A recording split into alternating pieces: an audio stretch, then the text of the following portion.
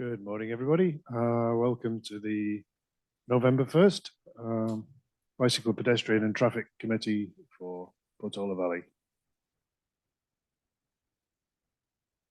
If I can begin with our call to order and roll call, please. I am Ed Holland, Chair. Angela Hay. Caroline Vertonghen. Okay, we have a quorum of 3 this morning. I know Kevin Walsh said he would not necessarily be able to attend. I have not received a response from Pat Barnon. We move on to item 2, which is oral communications. For any items not on the agenda, that is for residents attending by Zoom, committee members present, and anybody else who would like to make a comment at this time. Caroline, I see you have a hand up. Yes, thank you so much. So I looked over the agenda and I think there's a couple issues or a couple concerns that are not, and I would like to have it as an ongoing issue until everything is resolved. As you know, the Finance Committee asked PPTS to kind of be involved in the sheriff's contract and understand what we're paying for what kind of services. And the second one is Alpine Inn, the parking. As you know, we're trying to work with Park and Rec to straighten that out, and also the emergency exit that the fire marshal had proposed or had requested. And so we don't know what's going on. Okay, so is that a request for those items to remain on the ongoing agenda? I would appreciate that. Thank you. Thank you. Thank you for the reminder. Do we have any further resident or other comments not related to items on the agenda? I don't see any further hands up. Thank you. In which case, please let's move on to item 3, which is approval of our minutes. We have 2 sets of minutes for approval. Those are for our regular October 4th meeting and for the special meeting that was held on October 17th regarding opening of the Hawthorns and gathering community feedback. I propose that we accept the minutes of the October 4th meeting unless anyone has an objection or a correction they wish to see made. No, I approve them. Okay. May I have a second, please? Yes, I'll second. Thank you. Show of hands to approve the minutes, which I think is the correct thing to do. So that's carried by all 3 present members. Thank you. And in regard of the minutes for the October 17th special meeting, I regard those as a true and factual account of the meeting that we held and propose that we accept them as presented. Do I have a second, please? I'll second. Thank you. And a show of hands for the community to approve those for the record. Thank you. If there's nothing further regarding our minutes, let's move on to item 4 and our sheriff's report. I did see that Sergeant Taylor is online. Go ahead, please, Patrick. Yeah, we do the previous month like we always have done. So September, we only had 1 accident in September, and that was a DUI accident, non-injury at Alpine and Joaquin Road. That was on September 7th. The person was driving the wrong way on Alpine Road and drove into the embankment. The cause of the accident was too much speed, obviously, and alcohol. The person was arrested for the driving under the influence. We had 24 citations, which is up from the previous month, which we didn't have any, but it's one of the higher citation months of the year so far. 24 moving citations, 4 of those were bicycle related. We had 1 parking citation, and that's probably reflective of, we had a couple of CSOs off on vacation last month or that month. So that's the, like I said, 1 accident and that was it. No bicycle related accidents in the month. So. Thank you. So when I add up these numbers, Patrick, the bicycle citations are 4 out of the 24 total moving citations. Is that correct? Yes. Thank you. Angela, you have a comment. I've got a question. With the accident at Alpine and Joaquin, if the person was drunk, why weren't they cited for drunk driving? I mean, they may have been going too fast, but 30 miles an hour doesn't sound incredibly fast. And I would have thought that if the person was drunk, they'd be cited for drunk driving. I believe I said they were arrested. So you can choose to cite the person if you want to and just release them after they've sobered up, or you can arrest them and book them in jail. So this person was arrested, and I don't know if they were cited and released in this incident or if they were booked, but I could look that up. But they were arrested for the site. That's what my report says. Thank you. Howard just pointed out that certain sections of perhaps Upper Alpine or Waukegan are in Santa Clara County, not they're in San Mateo, not Santa Clara County. Can you confirm more precisely the location for the incident? They please? probably, sometimes when we write reports like that, it might show the nearest cross street. So I'd have to look up exactly in the report to see where that was at. Thank you.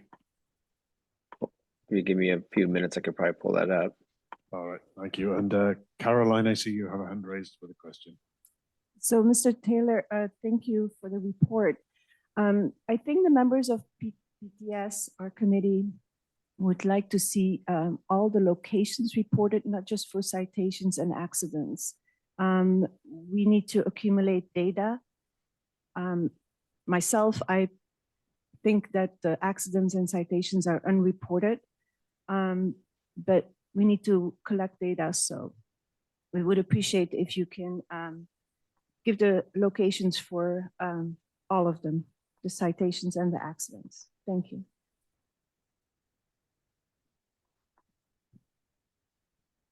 Thank you, Caroline. I don't know if he heard me. I think he's looking up something. He might be looking up the location of the accident. Perhaps, Patrick, if I may ask you, did you hear Caroline's question correctly? That is that we would Yeah, like. I we was would looking like- up the information for the Oh, thank DUI you. report.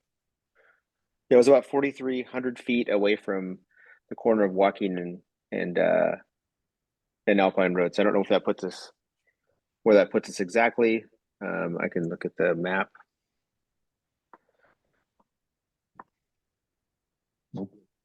Yeah. And in response to the location for all citations, we can include that in reports, but then the reports become so lengthy sometimes. I mean, I can also provide that to the town, I guess, in some format. Me and Howard can have a discussion about that. Yeah. In times past, we used, certainly when there were accidents, we would see more of the accident report with the details, the times of day, who was involved, the block on that particular road that was involved, and things like that. It would be helpful to us to get back to that level of detail in the reporting, please. Just in clarification, I've never changed any reports. I've only added information to them. So this is since I've been doing this position, this is the same amount of information we've always provided. It's just there's been so much less accidents and so many less citations being issued recently. The accident locations are the same ones that I've been providing this whole time. Yes, in fact, what I'm describing is something we saw perhaps 5 or more years ago from previous sergeants. So, Well, the Switters report has time of day and also what the weather's like. So you must be filing that. And if you refer to my report that I post with you guys, it does give you if it's daylight, if it's clear, if the roads are wet. If I have a location like a block, I will include the blocks on there.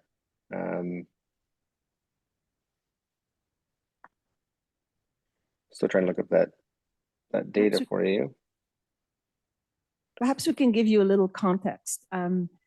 We want to make sure that people feel safe to bike and walk around the town, and we feel we could improve there. So if we know, I know personally that a lot of people do not bike because the roads are not safe. So it is our mission to make the roads safer. And so therefore, if we have a little more data, if something gets reported, at least we have that information. And then residents when they come on and they give oral communication, then they report things that they have seen that were not in the report. So thank you. Okay. Yeah, thank you. and I think we had a discussion about this last time where sometimes there's accidents that occur in the town of Portola Valley that somebody may say, oh, an accident occurred, but they don't call us for the accident. They might just be a property damage only report, and then we would not have no record of that report. So if somebody calls us and reports the record, then we would have the accident. And that's why we have the ones that I turn over to you every month. If somebody has a property damage only report, then we wouldn't be involved in that. That would be an insurance only report. Yep, that's understood. There is quite a deal of evidence of an accident at Alpine and Portola on the street yesterday morning. Bits and pieces of car bumper and things. So I don't know if you received a report for that. I know that's very early in the days for your reporting to us, but it'd be Yeah, interesting to that see would if probably, that filters. yeah, they'd have 10 days to complete the report in that sense. Okay, thank you. Do we have anything further for Sergeant Taylor? I do not. So thank you very much. We do appreciate your attending our meetings and providing the information that you can. And I'll continue to look up that information for you on where the exact location of Joaquin Road and that intersection for the DUI accident. Thanks, Patrick. I think if you're indicating, this is Howard, 4,300 feet down, it'll be in the Patana Portola Valley. Yeah, it says 4,300 feet, 4,380 feet from the Yeah. intersection. So And that's totally understandable that the officers use the closest intersection, because once you're up there, it's really confusing to anyone where the closest intersection is. So I think that's acceptable. Thank you. Okay, thank you. Move on from our sheriff's report to item 5, which is the public works update from Howard Young.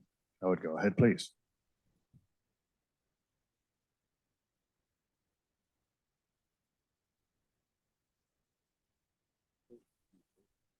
Yes.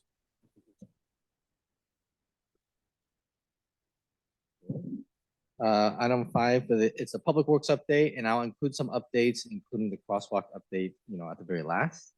So let's see, just a couple of things. There's a leak that we're working on. What we're trying to find out, on Golden Oaks and Minoka, if you hear anything about the road there. Cal Water and West Bay Sanitary and our town geologist has already went out there already. So we're still investigating it. It's a little mystery as to where the water is coming from. And once again, it's Cal Water and both West Bay Sanitary has been out there several times.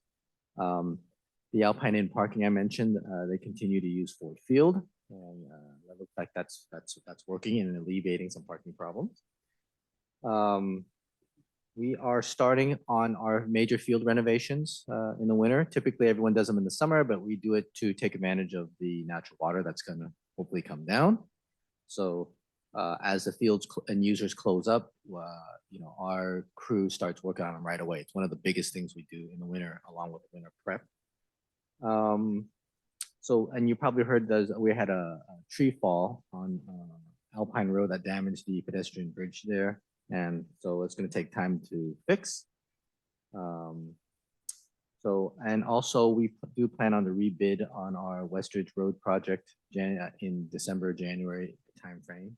If you recall, the bids came in high, so we held off. We rejected the bids, and we're going to go back out to bid again. It is a federally funded project, so Caltrans is involved. On the Hawthorns project, I know the Trails Committee had a special committee meeting also concerning that, and the BBTS also. The rest of it is winter prep. We're going to be doing checking. So the crew started. We're short-staffed on the public works crew, but the 2 members that we have are checking culverts right now, and then we'll do water bars next on the trails. Let's see. Once again, we're reminded we are short-staffed. We're doing a lot of the basic functions, keeping the lights on, issuing permits, responding to the immediate users' requests and code enforcement. Even I'm doing some of that too. That is it for that. So let's see the crosswalk upgrades timetable. As I indicated at the last meeting and reflected in the minutes, we're targeting spring 2024. And we haven't received any major This month, I'm not aware of any major traffic or parking concern in town. And typically that's not the case throughout, we're going into winter time right now. So, and even speaking of the Alpine Inn folks, things really slow down going into the holiday season because of the weather. So that is my report. Thank you. I'm here for any questions. Thank you for the report. This is in regards to the crosswalks. As you know, they started construction on the property Georgia Lane. So once again, it's the crosswalk that I'm very concerned about. It's by Woodside Priory.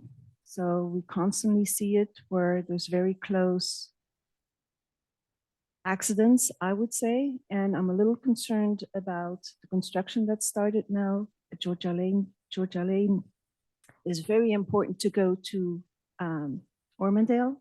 And then people from that side of Portola use that crosswalk to then go to Puerto Madera, Woodside Priory.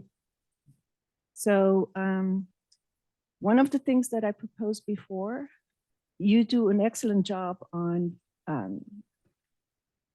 showing the people of Portola Valley which trails are being maintained. And I was wondering if, for instance, we can request from the consultant, Mr. Krupka, to really show us what he's doing.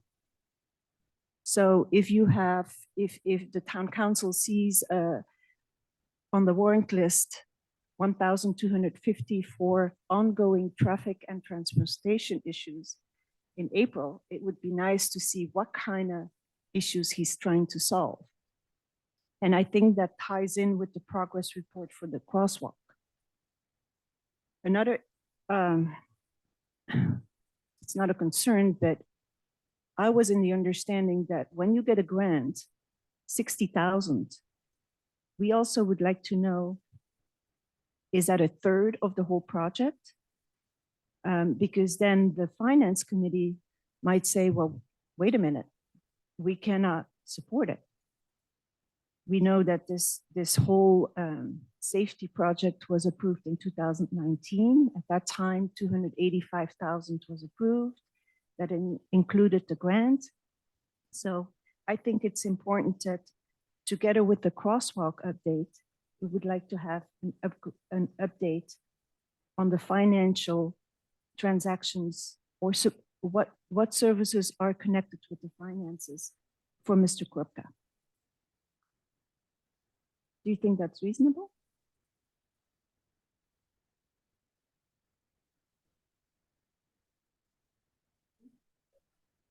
Yes. Yeah, so Paul Krupka is our traffic engineering consultant that's been working on the pedestrian safety study. And once again, this is, he is not staff. He is only, he was an hourly consultant. He only does exactly what we asked for by the hour.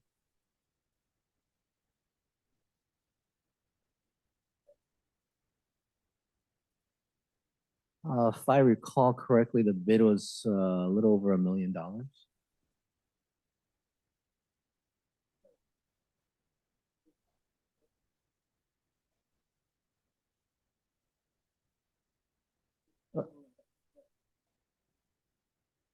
No. So let me separate things out. There's multiple things going on here. So Paul Krupka is involved in the lighted crosswalks and the pedestrian safety study, which added signs to about 10 intersections in town, which we already completed. So he's working on a lighted crosswalk, and that's a long-term project. And it's also the construction, we applied for a grant and that we got. And once again, typically, to address Caroline's item, is that we typically finish a design and then get the grant. But in this case, we got the grant first. So it appears there. So I don't want the time to count against us. It's typically we should have finished the design, then you go for the grant, but we got the grant first. So that's one item. To go back to Mary's question, and then we jumped on to the bid for West. I just want to clarify, the bid for Westridge resurfacing has nothing to do with Paul Krupka. So that is just a item that we just go out to bid for, and it's just And on resurfacing, I want to make it clear that it is a partially federal funded project. And also there are for resurfacing, there are dedicated funds to that. There are that we cannot use besides for street resurfacing, such as gas tax, vehicle licensing fees. Those are specifically only for transportation. So I hope I clarified that.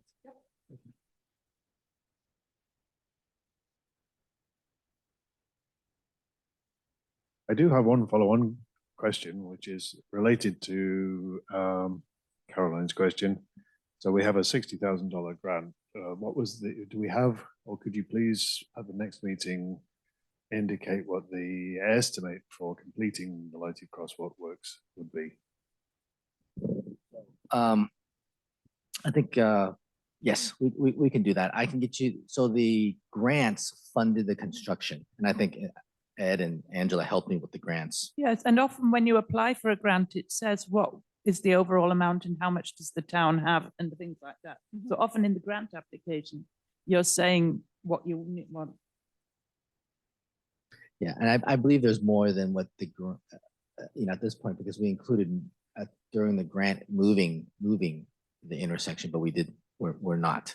So I'll bring it back at the next meeting what the total grant was, but I just want to mention the grant application that the chair Ed Holland and Angela Hay did help on that. And I believe that the information, it did come to the committee at some point X number of years ago, or to the council too, because it required a resolution. So their information is probably online, but I will get it next time also. So the reason why I was asking is, I think it would be interesting for us to understand what the cost is to have the crossing guards in place at two locations, which I believe they're using now when Corte Madera is out, and that's the Nate Horst triangle, and see if it will fit in our budget, because the town has not released any new budget. We don't know what we can afford right now, but at least we would have the figures and then compare what can be done.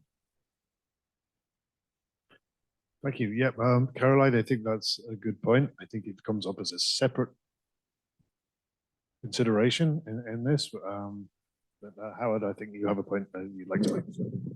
Yeah, so the crosswalks historically were done by the school district. The crossing guards were paid by the school district. And X number of years ago, they had an advertisement. And so the problem was not just the funds. The problem was finding someone, because Mr. Lau was out there. He was a resident of the town. It was really easy for him to come down and do the work. But the problem was having someone come with, it's an hourly job for a couple hours in the morning, a couple hours in the afternoon was very hard. And then the town, I came up with the idea of, well, let's explore Woodside Patrol at the time. But that comes at a cost. Well, that's what I think that would be interesting to know how much it is. So I just want to make sure there's not an assumption that the town covers that. I mean, because right now it was a school function before, and the school decided to do the one on Bertola and Alpine. And I think I don't know if I mentioned, they did reach out to me indicating that likely that they don't want to fund that anymore. So I think there needs to be determination of who's responsible for it, who has done it traditionally, what funds it's going to take, and who is available to do it, to get the resources to do it, whether it's volunteer, hired person, or like a company like Woodside Patrol. See, but if I don't have numbers, I cannot present anything. If we have numbers, then we could say, go to the school board and say, are you going to fund it next year? You're not going to fund it, then we need to have a fundraiser through the school. We have to then coordinate it with the school. Here at Priory, we could ask them to pitch in, because most of the traffic is caused by them. So they could also pitch in, because in the past, it was the town manager, Dennis, who told us that it was split by 3 people. And so I would like to start getting those numbers in, and so we can make a comparison and see what is more feasible for the town.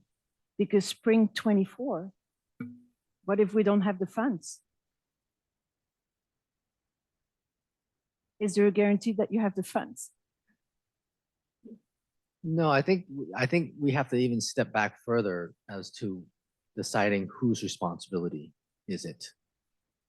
And, you know, right now, the cost, the school have the cost. You know, we could probably go ask the school what it costs them, because they have a active contract right now. But remember that the splitting of the 3 was a pilot program that we just kind of got involved in. We were, in my view, we were helping the school, and the school may, you know, fairly may not see it that way too. We may have to relook at this as to see whose responsibility it is. But I'm just saying, traditionally, that's what happened, and we came up with a solution, short-term solution. We decided to split 3 to split it, but then the school took it over, and so there's some things to be worked out there. But if we do want to get the accurate cost, we'll have to get it from the school district, since they're paying for it right now, because the town is not paying for it. Okay. I thought in the last couple of meetings, it was discussed that there were 2 parties paying for it. There are not 2 parties paying for it. The town has not Has been not. paying for it.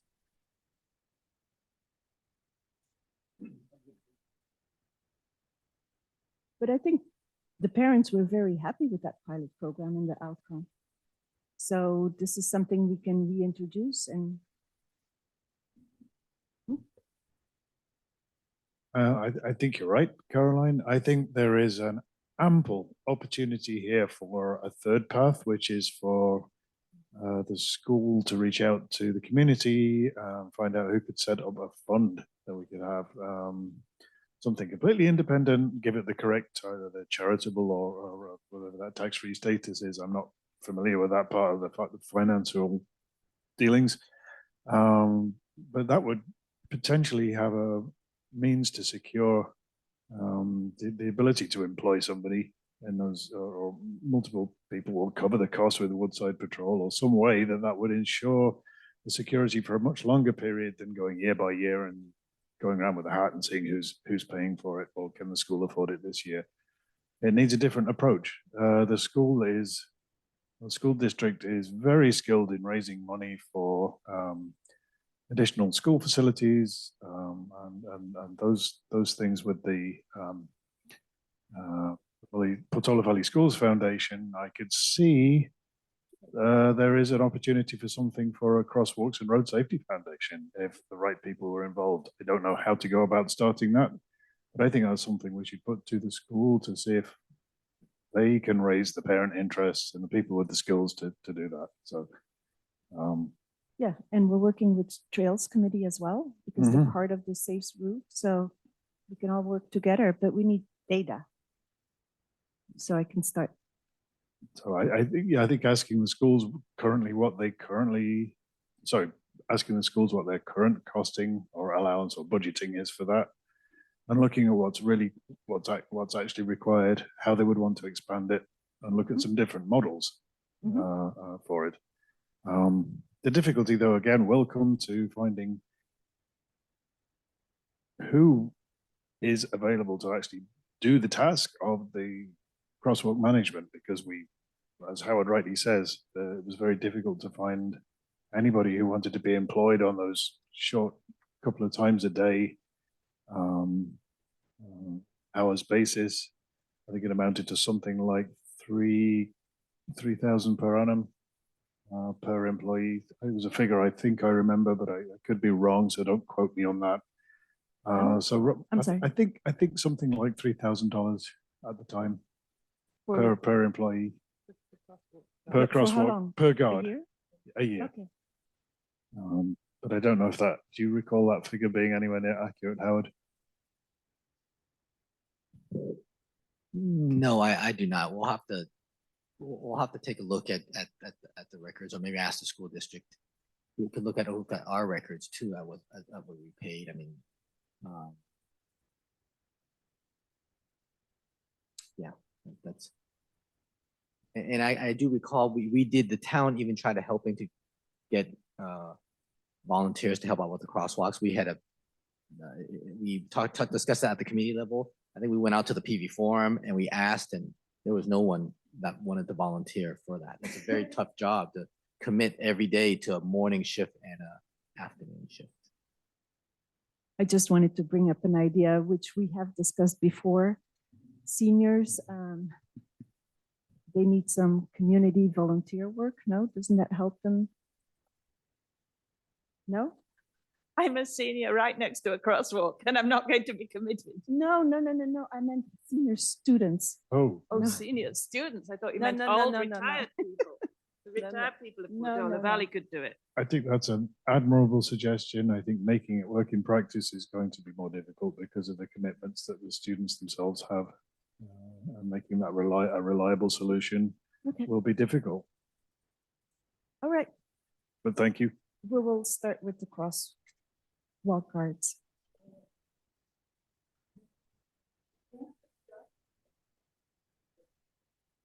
We got it a long time ago.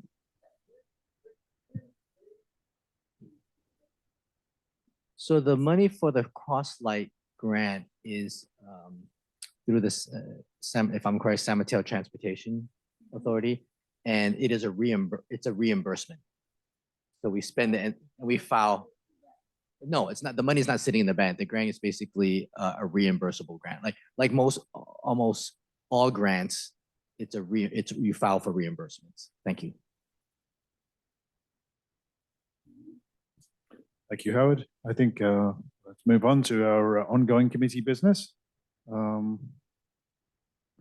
First item 6A is a discussion for follow-on for the Hawthorns property proposed opening and a roundup of where we were from the 26th October Public Access Working Group meeting. Don't have any of the particularly involved parties here, but I do see Karen is here. Perhaps you would like to give us an update, Karen. It was a really good meeting, actually. I think we resolved a lot of important things. I don't know if our town would completely agree with all of the decisions, but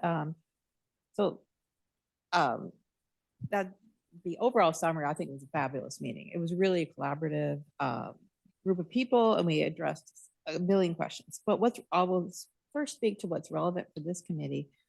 In terms of traffic, their traffic guy from Percy was insistent upon the sightline in Los Trancos that entrance is not available. And unless we have another engineer saying we could use Los Trancos and we can alleviate the sightlines, I don't think we have any more. There's no more discussion on that unless we have a professional saying that we can open that for commercial use. Okay, so that's kind of off the table. The committee did come to the complete conclusion, except for one person who was kind of on the side of it, that the entrance, since it can't be on Los Trancos, or it has to be, if it has to be on Alpine, it needs to be where the existing driveway is. Because any other driveway would be less safe because of the bicyclists driving faster if you move it further along Alpine. So that was an important thing for traffic. And then the second area, which is something I developed in the meantime in the last 5 days, and I will show you this map.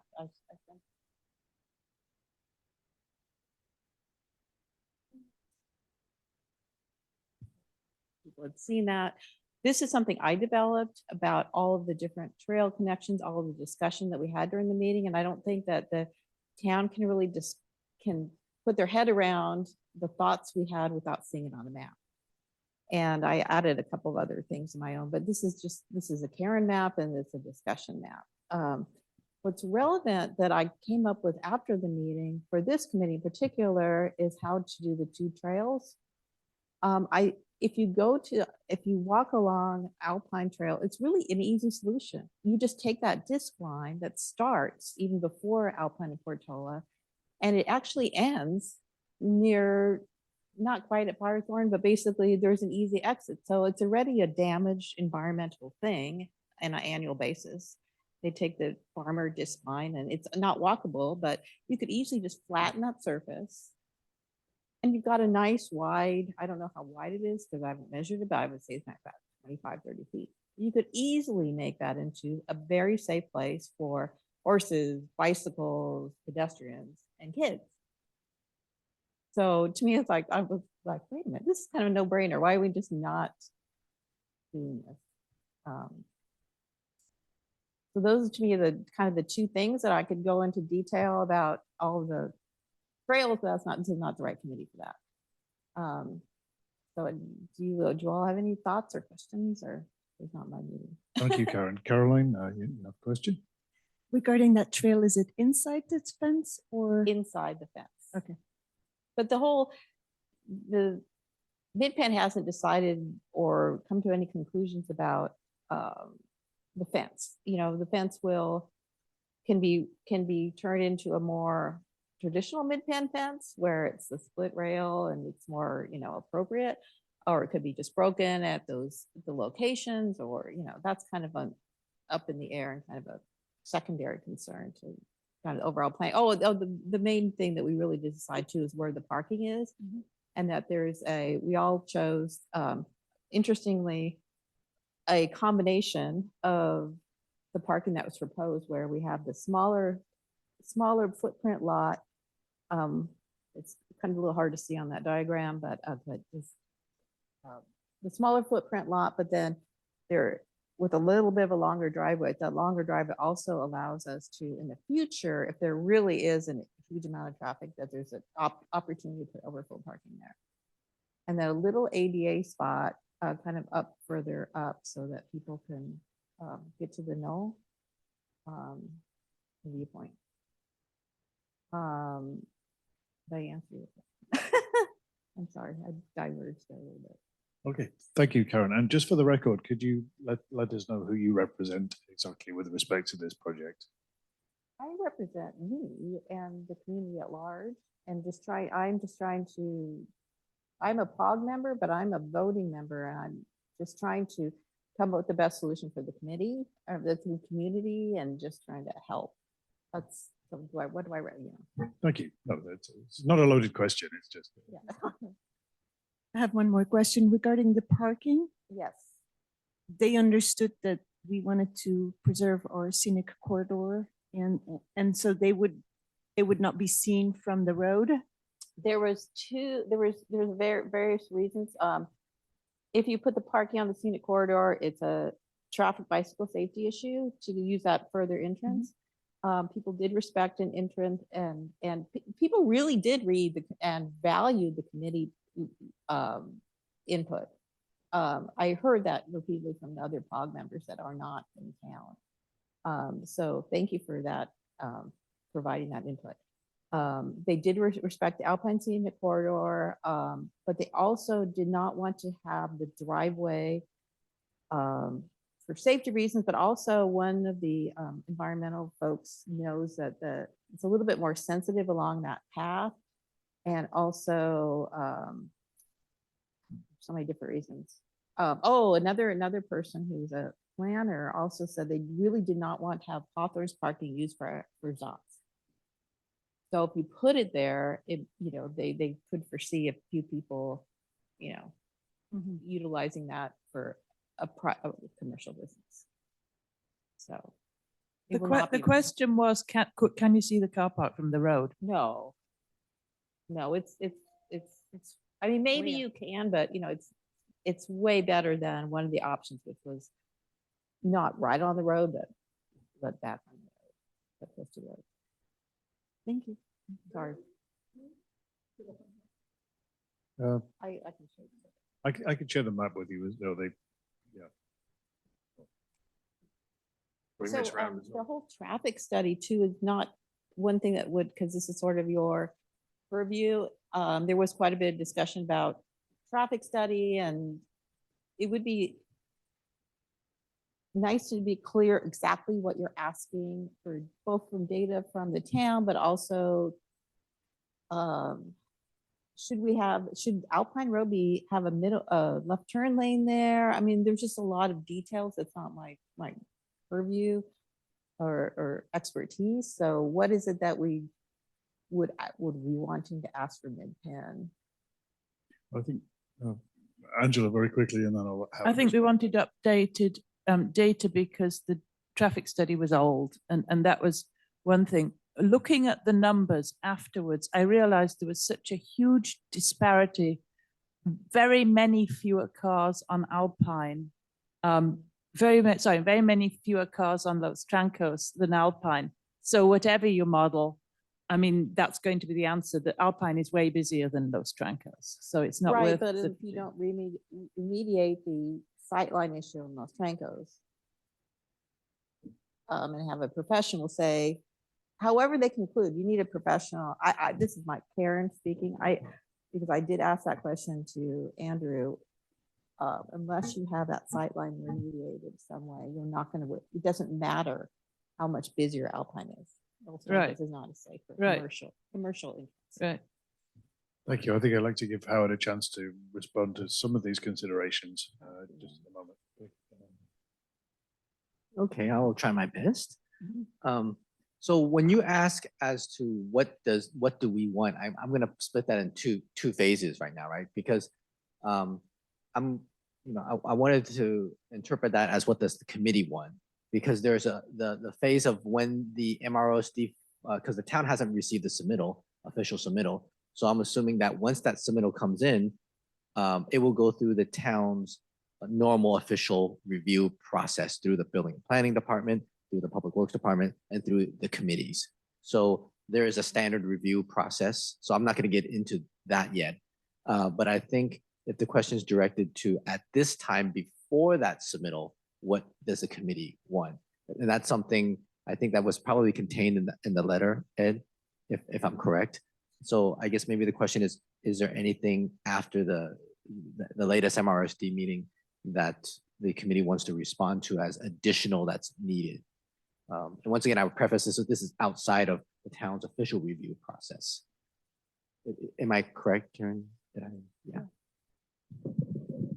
So does that mean that we have to attend December 16th? That's the next one, no? I actually think that if any committee or any member of the public wants to provide more input, I would suggest doing that just on a continual basis, because we get public what they call public comments, and I submit questions and it becomes a public comment. They get distributed to all the POG members. So as soon as just keep the conversation going. Don't wait till December 16th. And written is, I think, far better than oral, because you can really succinctly things, and all the comments are really well respected and received. Great, thank you. Thank you. I don't believe there's anything further from the committee at this time that we could put in any more concrete terms than were delivered, but with the bullet points and the comments that were accepted at the meeting on the 26th. Okay. But thank you for that, and thank you for making sure that opportunity was open to us. We can move on to item 6B, which is it's just an update on the Portola Valley response to the San Mateo Grand Jury report on bicycle safety. And this is really sort of a point of information on how the town's response was composed. And I know there was some interest in what was submitted back to the grand jury, and that process was completed by Howard and myself in very sort of short notice availability of time. So that's the reason that I think that the response took that particular path. There was no time to bring it back to a committee meeting before those comments were due. Howard, do you have any further comment on that? I know there were some questions regarding the format and the nature of the responses, but I think Howard can explain why they were presented in the way that they were.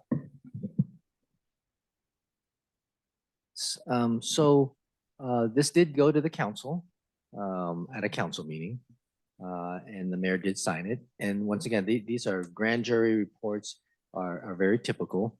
And the way that they ask the questions and the instructions provided a very template type responses, agree, disagree. There were templates in the instructions.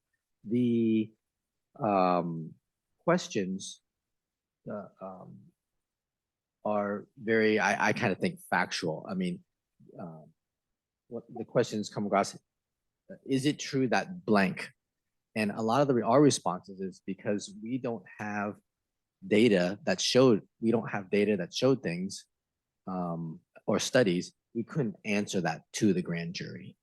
So I'm here to answer any questions, but and a lot of the questions were enforcement based, and those were the sheriffs had to answer those questions too. So they provided answers which I then incorporated. But once again, these are factual, yes or no questions. Is there a specific question that I can help answer? Well, the letter was sent, and I did not agree with with the letter that was sent. I can list all the points because I really agree with the jury report. Bicycle ridership as an alternative means of transportation, that's what we're trying to promote. It's not increasing due, at least in part, to perceived safety issues. And I don't understand why the town then responded. The respondent disagrees wholly or partially with the finding. And what number is this? This is page 15 of 73. Um, Well, the first page of the letter. is it F1, F3, F4, F5? It's F2. F2. I mean, we could go through the whole process, but Okay. I felt if we're working on improving our safety, we should have been a little more agreeing with the report rather than saying we disagree. Okay, so let's go through F2. The question was, bicycle ridership as an alternative means of transportation, commuting to work, school, or transit hubs, running errands, is not increasing, at least in part, to perceived safety issues. The respondent disagrees wholly or partially with the finding. The town of Portola Valley has not seen data or adequate studies that justify the statement and does not have the resources to do so. Due to remote location, topography near residential streets, rural character of the town, and limited businesses, the town has limited commuter traffic. Those providing services to the town also need to bring equipment. The town does not have transit hubs, only bus service for schools. And once again, we don't, bike safety in San Mateo County, once again, we didn't have the information that basically data that basically justifies this statement. But we have said over and over that the accidents and the citations do not represent the actual problems in Portola Valley. We've said it over the years. And residents have stopped reporting it because what's the use? We've tried for so many years. So in the instructions, if you can look at the study, there were specific ways to answer these. There were template responses, and we had to conform with those template responses. And the way we looked at this was we didn't have recorded data to prove or disapprove to prove this. I think we could have worded it a little different. And then to come to the responsibility, because then at one point, it says it confirms the findings because we have our committee, BPTS, and that we have regular meetings. This is on page, it's under F8.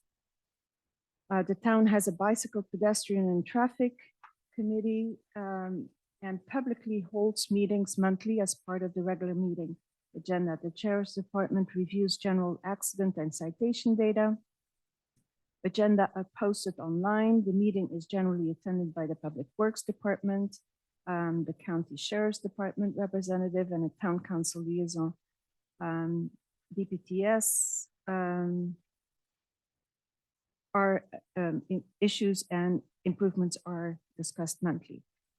That is true, but we have not seen any progress, in my opinion. But I don't think that was the question. So the question is on F8.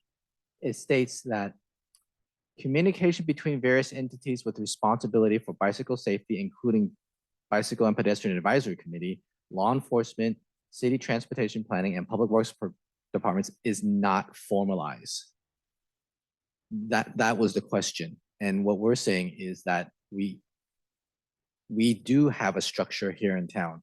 We do have a BPTS committee that meets. We do meet with the sheriff and the public works department, and we have a town council liaison. That was the question. That they're indicating that it's not formalized. So we disagree with it because we do have a formal process here.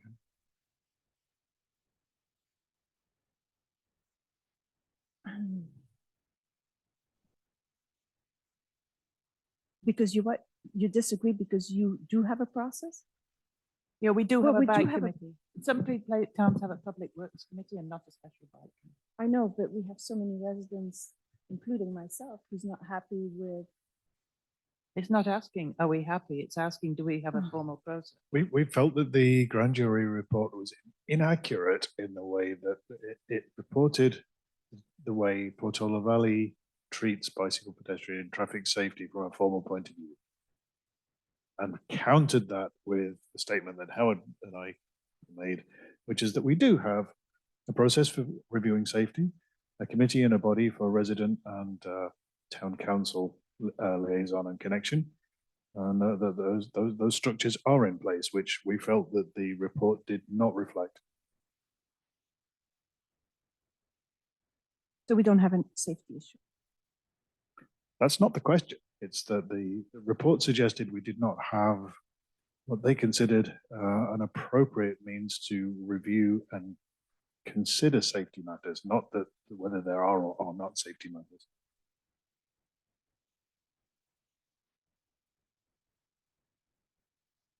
We're here because there are safety considerations to make. I know, but we've been working on it for so many years and we haven't seen any results, No, in my opinion. thank you.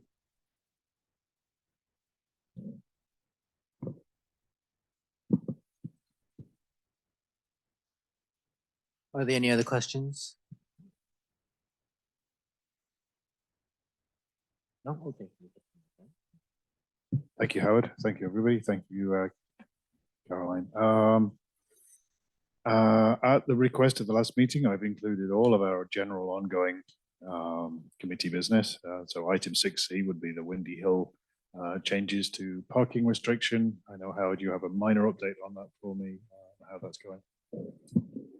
Once again, we're trying to get this done sometime December, January timeframe. And once again, it's due to short staff. But fortunately, use doesn't really pick up in the spring, and I'll provide more updates as needed as we get through this time of transition. Thank you.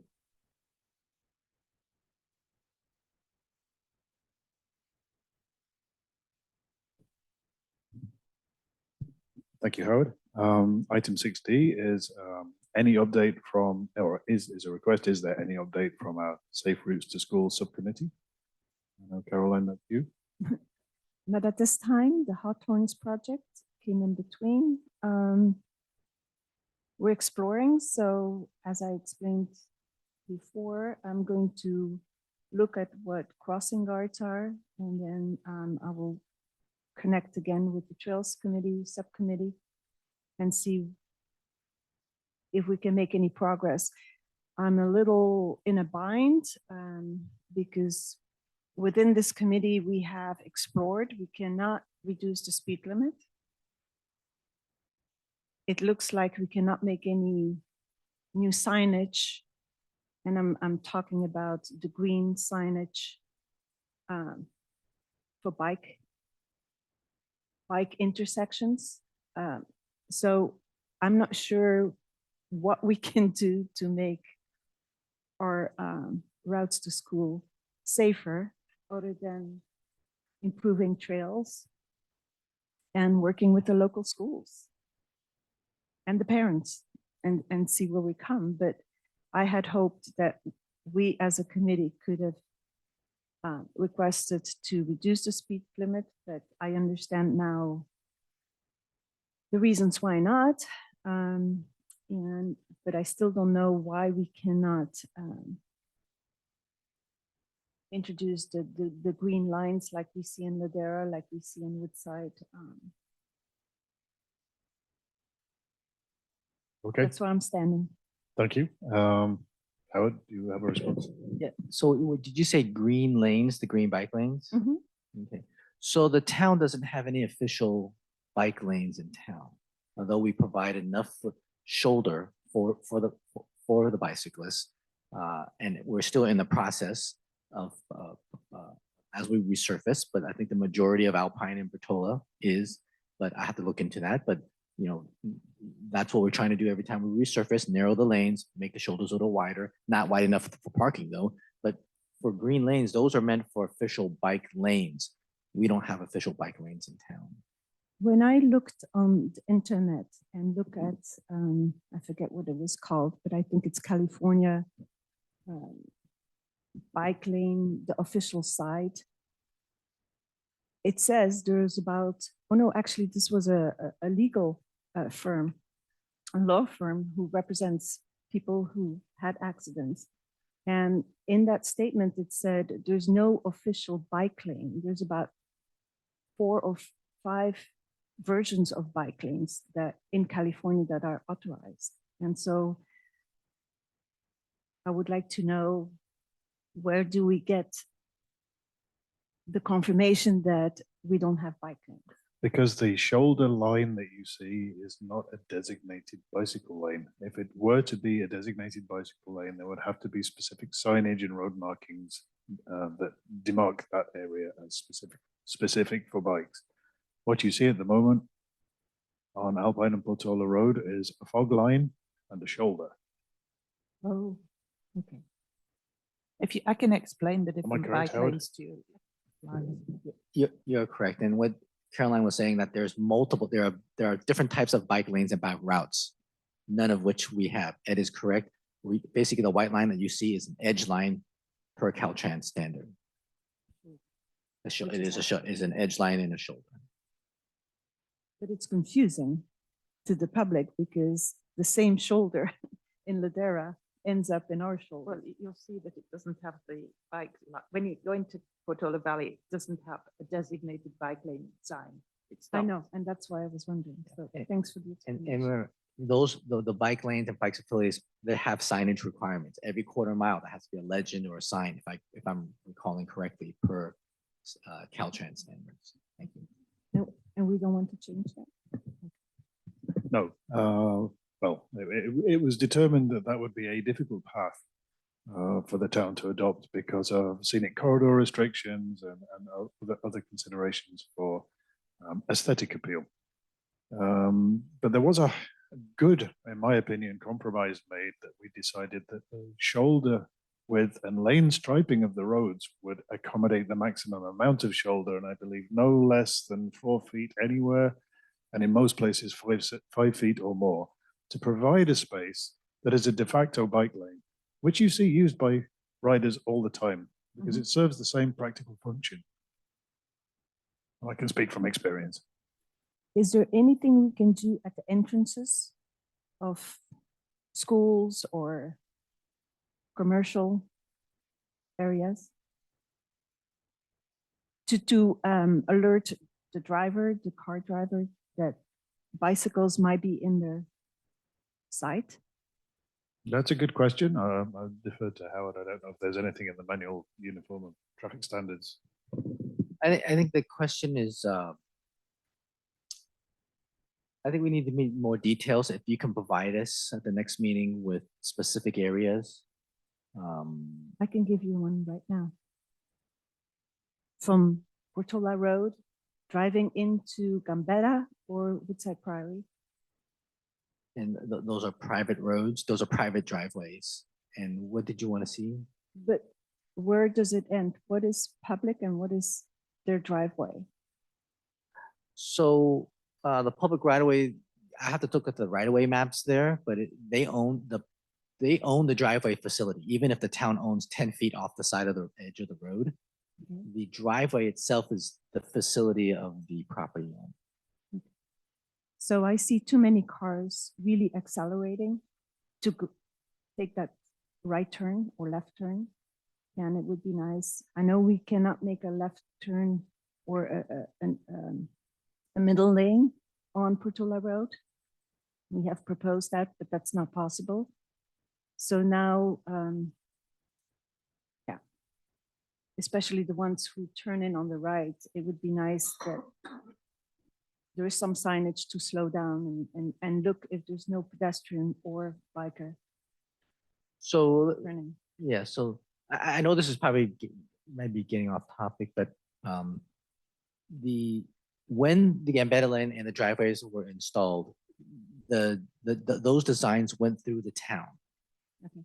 The town's process, and which was result was out there now. If there needs to be more improvements, then there needs to be further traffic studies. And if that's something that you want to request, that's something that has to be placed on an agenda.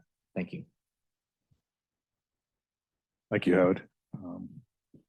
I've got no further comment on safe routes. Move on to item 6E, which is any update or a request. Is there any update from the Alternative Transport and Infrastructure Subcommittee? No, I mean, we had talked about green signs, so I don't understand why green signs are not allowed.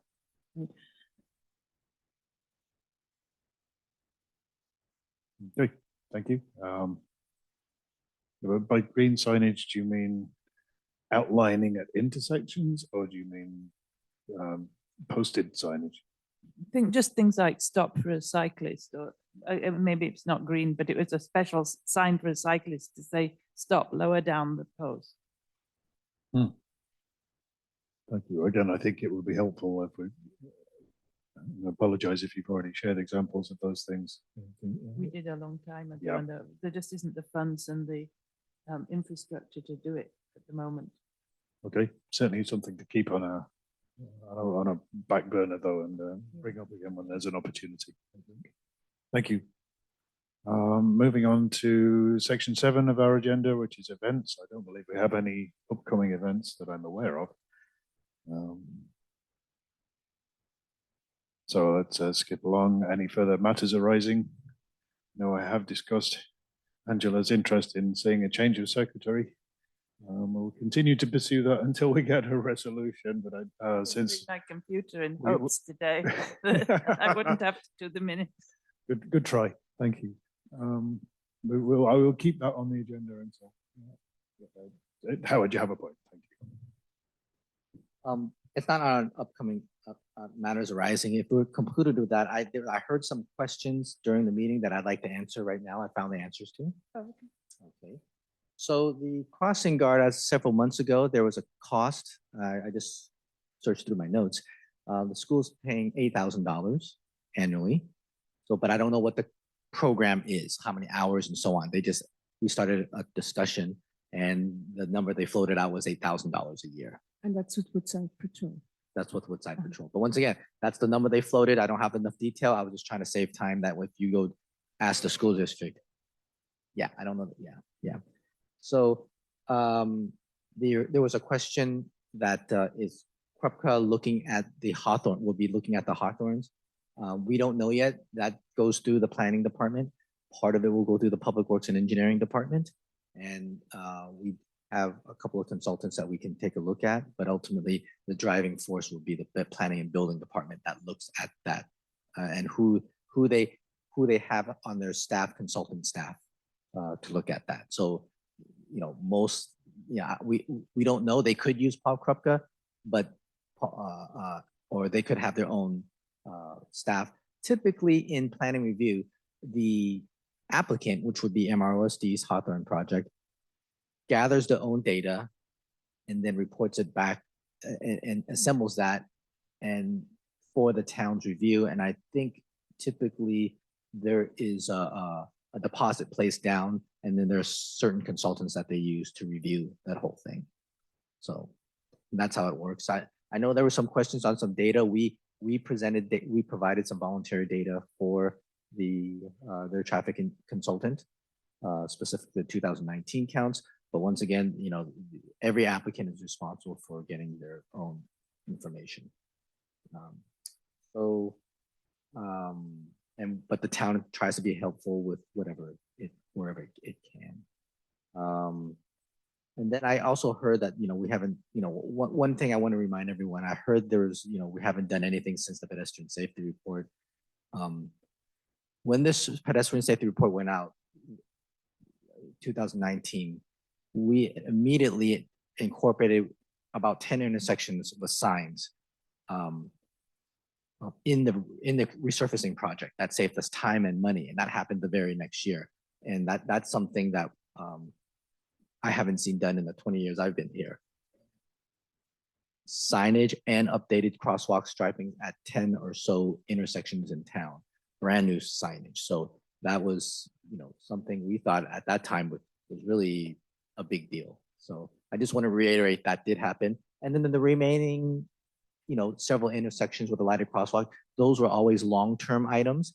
I do want to remind that the council, at a council meeting, they indicated that they would only do those long-term items when funding was available. So right then, we and the committee went after a grant way ahead before even the design was even done. And typically that's not how the way it's done. Typically you have to do design, then you go after the grant, because when you apply for grants, there are points given to having something finished design. And so I just didn't want that hold us against us. That's all. And I hope I answered everyone's questions. I just wanted to clarify that. Thank you. Thank you. Again, if people do not remember, that was because the grant opportunity was available immediately, but closing out rapidly at the time. And so there was a decision made to move quickly on that ahead of an anticipated engineering studies and engineering resolution. So thank you, Howard. If there are no further items, I'd like to adjourn the meeting today. Thank you very much. And our next regular scheduled meeting will be on December 6th. Thank you, everybody. Okay, now the meeting's adjourned. Howard, did you get